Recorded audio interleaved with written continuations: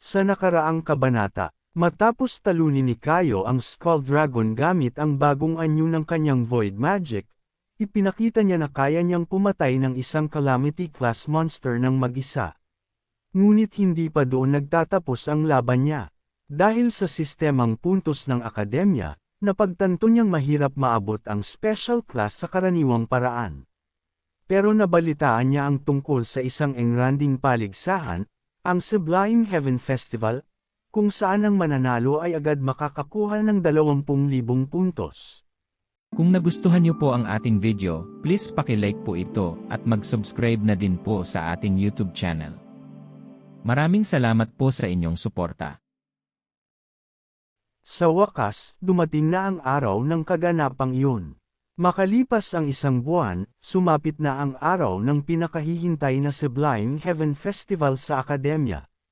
Puno ng sigla at kaba ang paligid habang libo-libong estudyante ang nagtipon sa malaking plaza ng paaralan. Sila ay nakahanay at nakafocus sa festival, lahat ay naghanda para sa malaking kaganapang ito dahil sa pabuya na 20,000 puntos sa mananalo. Malakas na ipinahayag na ang Sublime Heaven Festival ay magsisimula na, lahat ay natuwa at nanabik sa mga mangyayari. Opisyal na nga ang anunsyo ng pamunuan ang pagsisimula ng paligsahan, at agad na nagsaya ang mga estudyante. Lalo na si Mateo, ang bagong disipulo ni Kayo, na halos hindi mapakali sa sobrang tuwa dahil makakasama niya ang kanyang master at isa rin sa hindi mapakali at excited na kung ano pang mga abilidad ang ipapakita ng kanyang master. Master, mag-uumpisa na ang kaganapan, sabi ni Mateo. Tumugon naman si Kayo ng oo. Bakas sa kanya ang kumpiyansa ang walang bakas ng pagkabahala. Alam ni Kayo na ito ang pagkakataon para makapuntos ng malaki at makalusot papunta sa special class. Ang tanging plano ay manalo sa festival na ito. Gagawin niya ang lahat para makamit yun at alam na tinayak ang yaka lang sa kanya dahil sa kanyang mga karanasan, pero ang tanong, wala na bang ibang malakas na makakalaban niya o patibong na nakahanda para sa kanya? Muling bumalik sa kanyang alaala ang pagtraidor sa kanya ng kanyang mga kasama. Kung paano siya iwan at nakulong sa isang portal na puno ng kalaban. Ramdam na ramdam pa rin niya ang kirot ng nakaraan. Para na itong kadena ni Kurapika ng Hunter x Hunter na nakabaon ng sakit sa puso niya. Kaya naman desidido siyang manalo at gawin lahat ng makakaya para manalo dahil kapag naabot niya yun, mas mabilis siyang makakalapit sa isa sa mga traidor na tumaksil sa kanya na si Engulf 2 dekada na ang nakalipas. Nasa isip niya, magsaya na kayo ngayon dahil sa huli ay nasa akin ang huling halakhak.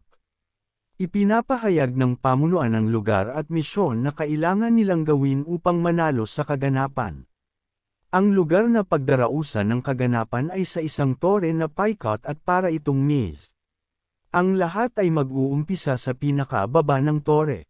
Sa tuktok nito ay may nakalagay na isang hiyas o gemstone. Maaari nilang kunin ang hiyas sa anumang paraan na naisin nila. Maaaring gumamit ng diskarte, pandaraya, o tuwirang lakas. Ang mahalaga ay ipakita ang tunay na kakayahan. Napaisip ang lahat at nabahala sa narinig na anunsyo tungkol sa patakaran. Nagbulungan sa isa't isa para sa mga estrehiya na gagawin. Sa tabi niya si Mateo na mukhang kinabahan at nag-iisip din ng sariling diskarte. Kung meron man, joke, anong lakas naman kaya ang balak nitong ipakita? Ngumiti si Kayo. Eksaktong ganito ang inaasahan niya sa mahigpit na akademya ng Germania, isang laban kung saan walang limitasyon ang taktika. Bagay na bagay talaga ito sa ugali ni Engulf, puro kadayan at pagtre-trader ang pinapairal. Ang mga patakaran na nabanggit ay naaayon din naman sa mga plano ko, parang pabor sa akin ang ihip ng hangin, nasa isip niya. Bago pa magsimula, nag-warm up muna si Mateo at nagpakitang gilas kay sa master niya. May pasuntok-suntok pa itong nalalaman sa hangin, parang shadow boxing ba kagaya ng ating pambansang kamao na si Sir Manny. Nagtanong ito, Master, kung plano ba nating kunin ang unang pwesto? Napangiti si Kayo. Siyempre, hindi na tinatanong yan. Matik na yan. Nang biglang nagseryoso ang tingin niya at may naalala. na ang festival ay team of two pala ang format. Sa una, nag-alala siya dahil wala siyang kakilala sa akademya pero sa kabutihang palad, dumating sa perpektong oras na ngayon ay estudyante at kasama na niya na si Mateo. Nang sabihan niya itong maging kapareha siya, ay tuwang-tuwa ang binata at yumuko pa ng malalim bilang tanda ng respeto sa master. At ikinagagalak niya siyang maging kasama. Habang nag-iinit sila ng katawan ay may lumapit na isang babae. Napatigil sila at napatingin nang nagsabi itong hi Kais. Ang babae palang ito ay si Sherado Seyoki. Dumating ka Sherado, hindi kita inaasahan na makita dito. Sumagot naman ito ng oo. Napadaan lang ako manunood. Sayang naman kung palalampasan ko ang kasiyahang ganito. Gusto ko rin makita kung ano pa ang mga ipapakita mong kakayahan. Nagtanong si Mateo kung sino itong cute na babae na nasa harapan nila. Jowa mo ba yan, master? Agad naman nakatikim ng hang chop sa ulo ito galing kay Kayo. Huwag kang magbiro, sabi ni Kayo. Ang reaksyon naman ni Sherado ay parang naasar na hindi may pinta. Napatingin ang grupo nila Kayo at nakuha ang atensyon ng magingay ang lahat dahil may kung anong kaguluhan ang nagaganap. Ang isa ay may tinuturo pa na parang na-starstruck. Ang tinuturo pala nila ay ang malaking flat-screen colored TV sa kanilang harapan. May 5 nakaupo dito at ang isa ay na-uniform na parang isang Marine o Vice Admiral na si Garp sa One Piece. Ito ay napatayo at parang may importanteng gagawin. Ang taong ito pala ay si Ingolf, isa sa kinikilalang Pentagram Saint. Ang hangin ay biglang nagiba at tumahimi ang lahat. Bumigit ang tensyon sa katawan ni Kayo. Nanlaki ang mga mata nito. Biglang bumuhos ang galit na kanyang nararamdaman nang makita niya si Ingolf. Kahit na ito ay nasa TV lang, ramdam natin ang bloodlust at killing intent sa maitim na enerhiya niya at parang gusto na niyang wakasan agad-agaran ang buhay nito. Habang nasa stage kung saan ang lugar ni Ingolf, nagsalita ang katabi niya. Lord Ingolf, nagpapasalamat kami at pinaunlakan mo kami sa aming school festival, magalang at marespetong sabi nito. Sumagot naman si Ingolf, walang anuman, maliit na bagay. Nandito lang ako dahil may gusto ako makita ng personal, at yun ay kung meron bang totoong gintong itlog sa mga batang estudyante na ito. Mayabang sabi niya at sobrang taas ang tingin niya sa sarili. Lalong nagngit-ngit si Kayo. Hindi mawala ang niya kay Ingolf, ramdam na ramdam ang galit na matagal nang nakabaon sa kanyang puso. Napansin naman ito ni Sherado na nasa tabi niya at napapaisip at kalma sa pwesto niya. Nang inanunsyo na ang simula ang paligsahan, unti-unti nang pumasok ang mga grupo na may distansya sa bawat isa patungo sa loob ng tore. Nagmamasid at nag-iingat ang mga ito. Narating na sa loob si Kayo at Mateo. Napatanong si Kayo sa nakita niya sa looban ng tore. Ito pala ang itsura nito sa loob. Nagpaplano siya habang tinitignan niya ang paligid. Ang mga ibang kalahok ay nagtatakbuhan at nag-uunahan paakyat ng tore. Maya-maya pa ay nagsalita na rin si Mateo, Master, kumilos na tayo. Sabi nito na nasa sabik at nagpapatunog pa ng mga daliri. Agad naman sumagot at gumalaw si Kayo. Fair na. Bago pa man sila makalayo sa kinalalagyan, ay may biglang sumabog sa harapan hindi kalayuan sa kanila. Malakas ang impact at nagtalsikan ang mga batong nasira sa sahig. Wala silang makita dahil sa kapal ng abo. Napahinto ang lahat at nagtaas ng depensa. Nagtataka sila kung ano ang nangyaring pagsabog. Laking gulat ng mga nasa harapan dahil may isang malaking halimaw na lobo sa taas ng hagdanan at siya din ang sanhi ng pagsabog na naganap. Napapalibutan ito ng berdeng aura at namumulan ng mga mata nito na para bang nakadrags, joke. Nanlilisik ang paningin na para bang walang sesantuhan kahit isa. Napa-atres ang ilan sa mga kalahok. At meron pang napaupo sa takot at lakas ng aura ng lobo.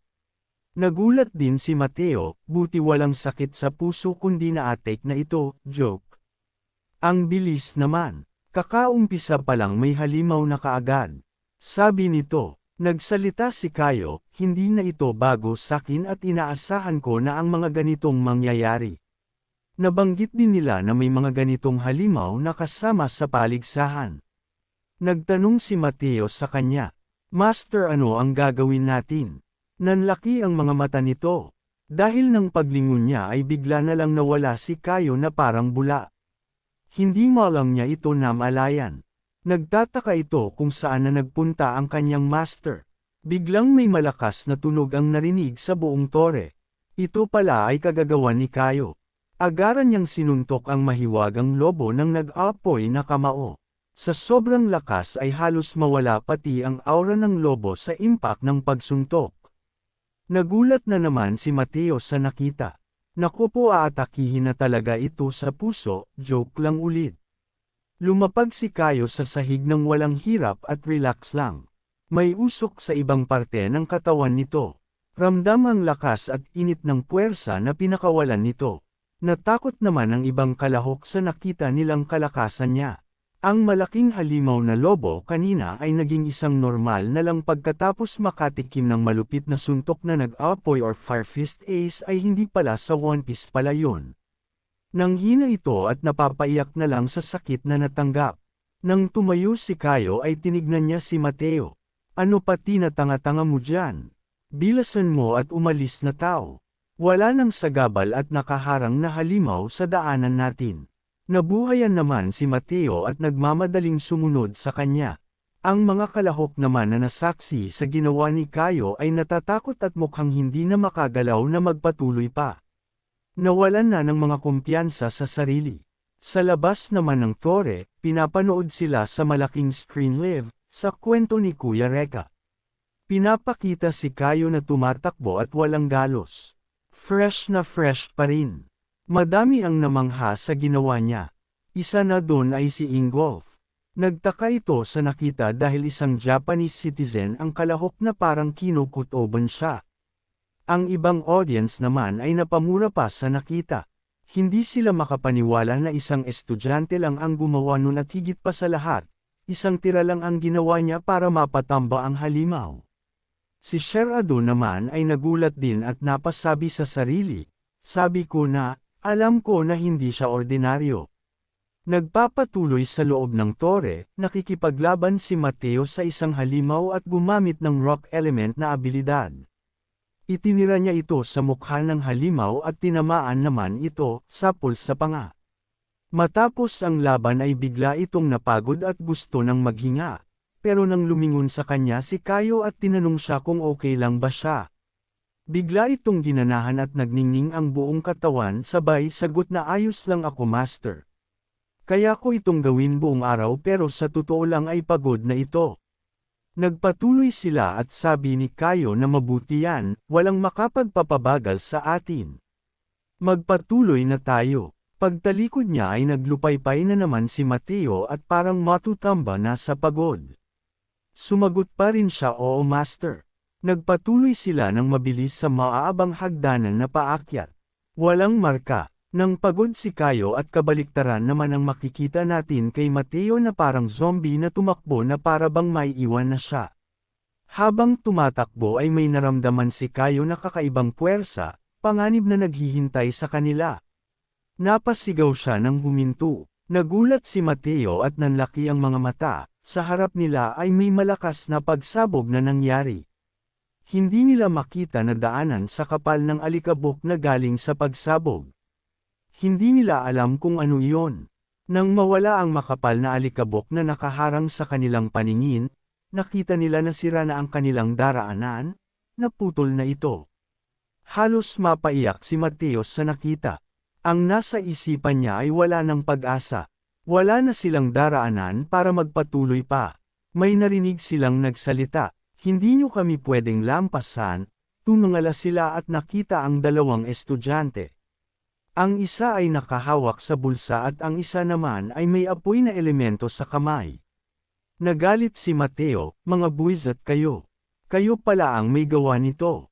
Ang pangit nyo maglaro. Nagmamaang-maangan ng dalawa at ng osar pa.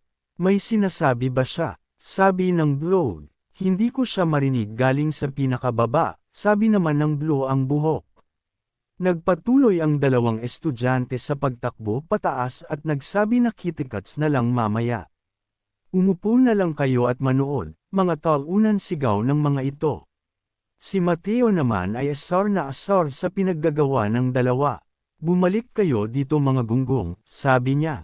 Tumalikod siya at humarap kay Kayo, Master ano na gagawin natin? Wala nang pag-asa, tanong niya na natataranta. Relax lang naman si Kayo na nakatayo.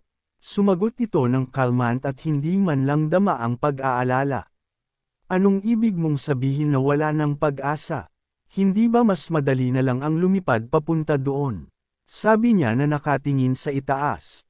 Napatanong si Mateo na nagtataka, lilipad.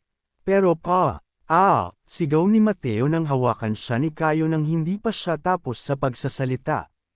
Mabilis na lumipad pataas si Kayo na nakangiti, gumamit siya ng wind element picot sa kanila na may puwersa pataas, habang hawak niya si Mateo na para bang lalabas na ang mata sa gulat at takot sa bilis ng mga pangyayari na hindi siya handa. Sa isang eksena naman, ang dalawang estudyante na nauna sa kanila ay makikitang nasa harapan na ng isang malaking pintuan. Sa wakas, nandito na tayo. Ito na ang huling kwarto. Sabi ng blonding lalaki. Nagpatuloy ang blonde, mas madali pa iyong kaysa sa inaasahan ko. Sumagot naman ang kasama niya, tama ka. Hindi naman tayo basta-basta papatalo sa isang random na batang Japanese. Pareho silang masaya sa mga nangyayari. Biglang may sumagot sa hindi nila alam na lokasyon, nagdududa ako tungkol dyan. Nagulat ang dalawa, at nakita si Kayo na dumating bigla. Napatanong sila, paano ka nakarating dito? Sumagot si Kayo sa kanila, ayaw ko man sabihin sa inyo, pero ang hadlang na ginawa nyo ay pinabagal lang naman ako ng bahagya. Nakangiti at nakatindig na sabi nito. Sa likod naman ay makikita si Mateo na nakahawak sa pader at mukhang hindi pa naka-recover. Nang bigla siyang sumagot na nanginginig ang buong katawan, tinuro niya ang dalawang kalaban, tama si Master. Hindi kami papatalo sa mga kagaya nyo. Sumagot ang Blue ang buhok, parang mamatay ka na, konti na lang ay bibigay ka na. Huwag nyo kaming maliitin, sabi niya at bigla silang gumamit ng mga abilidad na wind at fire. Bubugbugin namin kaw, dagdag ng blonde, masyadong mabagal, sabi ni Kayo. At mabilis siyang gumalaw at gumawa ng atake sa dalawa nang hindi nila namamalayan, parang hangin niya nalampasan ang dalawa, na parang bang si Flash. Natamba na lang bigla ang dalawa. Nagtaka si Mateo nang makita ang dalawa na enkatumba na sa sahig. Knockout. Napasigaw sa galit si Mateo at napaisip, hindi ko man lang siya nakitang gumalaw. Habang tinitignan si Kayo, nagpatuloy sila at binuksan ni Kayo ang pintuan. At sumunod naman si Mateo sa likuran niya. Sa loob ng silid ay nandoon ang gemstone, nagningning ito ng kulay asul at puti. Sabi ni Kayo, ito na siguro ang gemstone habang naglalakad siya palapit dito. Napasuntok kamao si Mateo at sumigaw, ayos tayo ang nauna dito. Kalmant lang si Kayo nang biglang sumagot siya ng hindi. Hindi pa ito tapos. Nagseryoso ang mukha niya. Nagulat si Mateo sa nakikita na may mga puting aura na nagsisilabasan sa paligid ng gemstone. Biglang naglabasan ang mga kabalyero sa mga puting aura na may itim na armor at espada. Napatanong si Mateo, saan sila nanggaling? Lipat ng eksena, sa labas habang nanunood sa mga nangyayari. Nagtanong ang isang komite ng paaralan, ano ang mga armored knights na yan? Hindi yan parte ng programa. Sabi niya nang nagtataka. Sa tabi si Ingolf, nakangiti at madilim ang mga mata na parang may masamang balak. Sabi niya sa sarili, ngayon, tignan natin kung malalampasan niyo itong pagsubok na ito. Samantalang si Mateo at Kayo naman ay handa sa anuman ang mangyayari. Dito nagtatapos ang recap ng The Hero Starts Over at The Academy Kabanata 22. Makakayanan kaya ni Kayo at ng kanyang alagad ang mga sundalong lumitaw ng biglaan? O may mas malalim na plano ang mga nasa likod ng misteryosong pagsubok na ito? Abangan sa susunod na kabanata, at huwag kalimutan mag-subscribe para hindi mahuli sa sunod na laban ng ating bayani. Kung nagustuhan niyo po ang ating video, please paki-like po ito at mag-subscribe na din po sa ating YouTube channel. Maraming salamat po sa inyong suporta.